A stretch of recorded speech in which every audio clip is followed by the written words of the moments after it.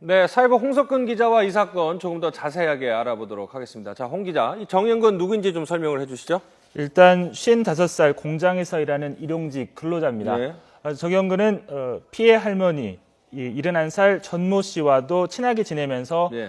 전모 할머니가 운영했던 채소 가게에도 자주 들렀던 아주 네. 친한 그런 예. 관계를 유지했던 예. 인물입니다. 네. 전 씨 딸이 또 길거리에서 주점을 운영하고 있는데 그곳에서 자주 들러서 술을 마셨고 네. 또 그곳에서 전 씨 할머니와 함께 또 술을 마셨고 또 또 쉽게 얘기해서 이제 술동무다 이렇게 봐도 되겠군요. 네, 그렇습니다.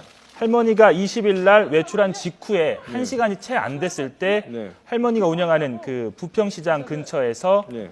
전 씨와 함께 전모 할머니와 함께 나란히 손을 잡고 걸어가는 모습도 CCTV에 잡혔는데 네. 그때까지만 해도 평소 이렇게 친한 관계였는데 어떻게 할머니를 죽일 수 있었는지 네. 어떻게 살해할 수 있었는지 좀 의아한 부분입니다. 자, 그래서 이제 살해 동기가 상당히 관심인데 어떤 이유 때문에 살해했는지가 나왔습니까? 아직 밤사이 조사에서는 왜 죽였는지 살해 동기가 아직 밝혀지지 않았습니다만 네. 여러 가지 이유가 있습니다. 네. 뭐 현재까지는 스스로 자포자기한 듯 그냥 죽여주십시오라고 얘기도 하고요. 잘 네. 모르겠다고 부인을 하고 여러 가지 지금 얘기를 하고 있지만 네. 아직까지는 정확한 답변을 하지 않고 있고 답변을 회피하고 있는 모습을 보이고 있습니다. 지금 약간 좀 횡설수설하고 그런 면이 있군요. 네, 그렇습니다. 예. 자, 그런데요, 이번에 보면은 지난번 수원 엽기 살해 사건 같은 경우, 박춘봉 사건 같은 경우에는 경찰 공개 수배가 많은 효과를 보지 않았습니까?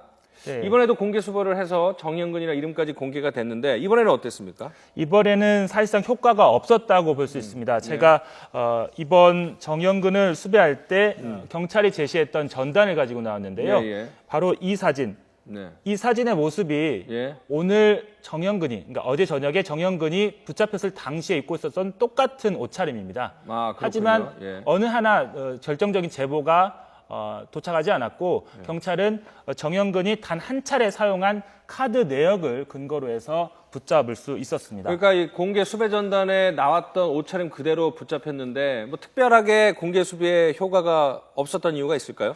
제가 보기에는 제가 추측을 예. 하기에는 예. 해석하기에는 연말 들뜬 분위기 때문에 네. 좀 이런 흉악범을 잡겠다고 하는 좀 시민들의 네. 어떤 결정적인 제보 의지가 좀 떨어졌지 않았나. 그리고 박춘봉을 검거할 당시에는 5천만 원이라는 신고 보상금을 내걸었는데 네. 이번에는 신고를 한 예. 시민에게는 신고 보상금을 드리겠다고 얘기는 했지만 구체적으로 액수는 예. 밝히진 않았군요. 예, 그렇습니다. 그리고 뭐 붙잡혔을 당시에 노숙인들하고 술을 마셨다고 하니까 노숙인 사이에서 있다 보면 아무래도 시민들이 노숙인에 대한 관심이 별로 없다 보니까 그런 측면도 있지 않을까 싶은데 자, 어쨌든 앞서 말씀드린 대로 수원의 박춘봉 엽기 살인 사건, 이번에 정영근의 할머니 살해 사건, 가방송 시신 사건, 이 연말에 엽기적인 사건들, 잔혹한 사건들이 계속 일어나고 있는데 왜 그런 걸까요?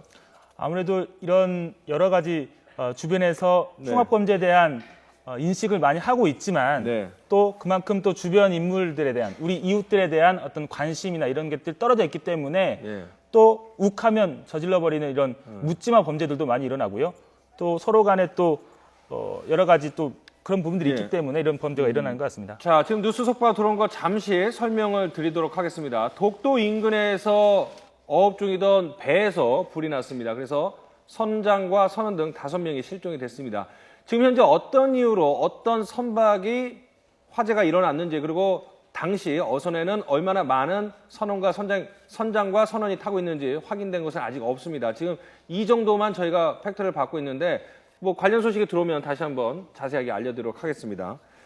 자, 그래서 연말 연시에 이 흉악범죄가 고조가 되니까 뭐 수원에 사시는 분들은 우연춘 사건도 있었기 때문에 조금 불안하거나 좀 그런 면이 있을 거예요. 늦은 귀가도 잦은 시기다 보니까요. 어떻습니까? 네, 그렇습니다. 요즘에는 뭐 수도권에서 잇따른 이런 흉악범죄가 일어나고 있기 때문에 예. 불안감이 고조되고 있고 특히나 요즘은 겨울이라 해가 일찍 떨어지기 때문에 어두워지고 또 날이 어두워지면 시민들의 오가는 그런 횟수가 적어들기 때문에 오염지대도 늘어나고요.